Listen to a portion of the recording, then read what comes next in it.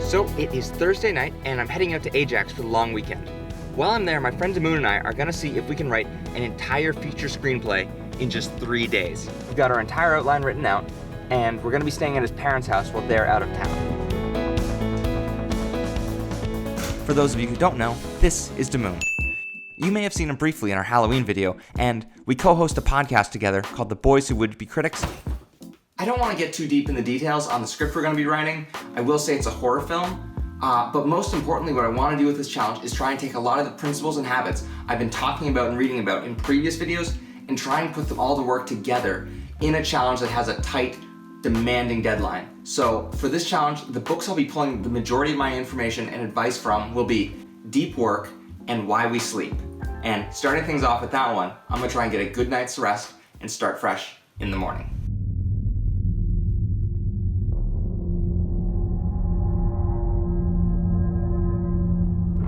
The average screenplay typically ranges from 90 to 120 pages, but there's no set limit. For this goal, we want to have our script written start to finish and meet at least the 90-page minimum.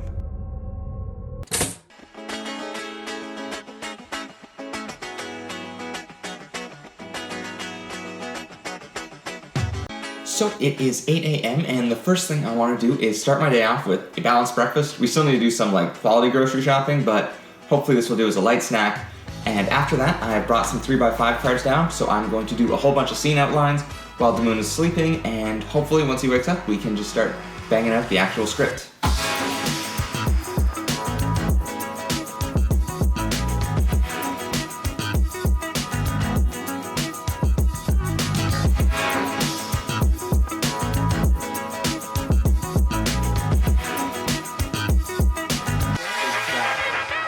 When Damoon wakes up, we talk through the outline, discuss key moments, and divvy up which scenes each of us are gonna write.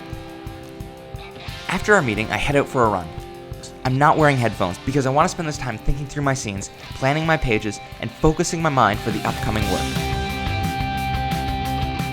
This is what Carl Newport in the book Deep Work describes as productive meditation, in which you take on a physical activity and use that time to focus your attention on a single, well-defined professional challenge. So I just finished my run. It is stupid humid outside. Sweat was burning my eyes for a lot, so I wound up having to cut it short a little bit. But honestly, while I was going, I did have a couple good ideas. So gonna pitch them to Damoon, get some water, get a shower, and back to work.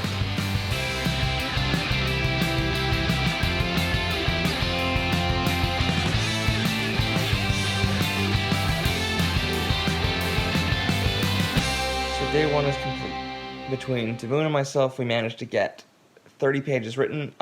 He's still awake and going at it, so I will probably be up much earlier than Damoon, so I will take on the mantle from there and hopefully hit the ground running.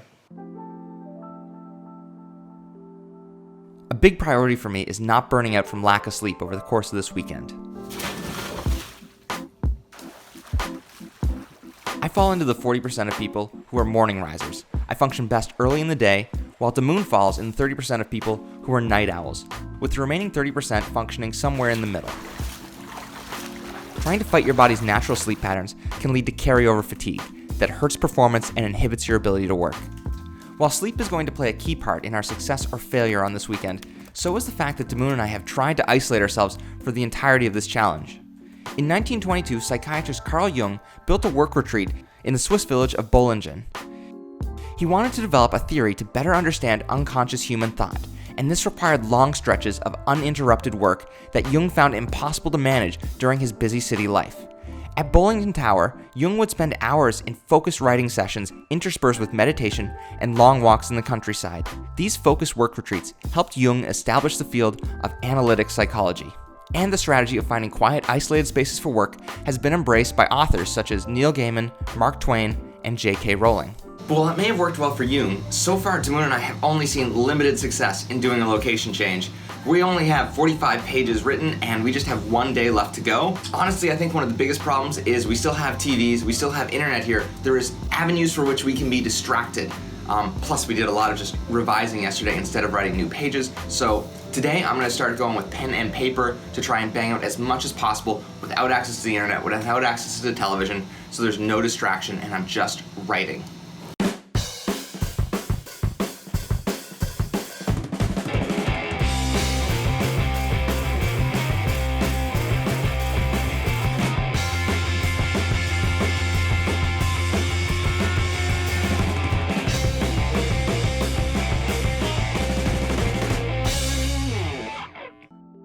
On the last night, I stayed up till 3 a.m. writing, and Damoon stayed up till 5:30, and we finished with a grand total of 85 pages.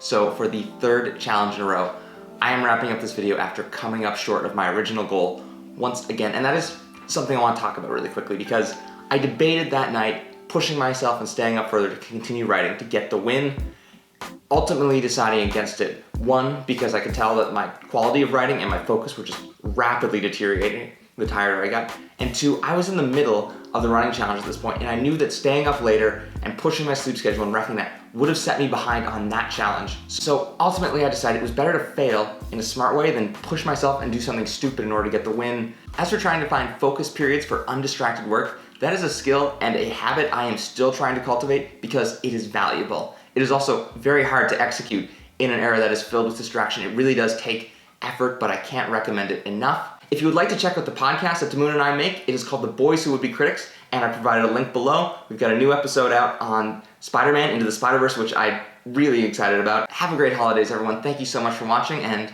I'll see you next year.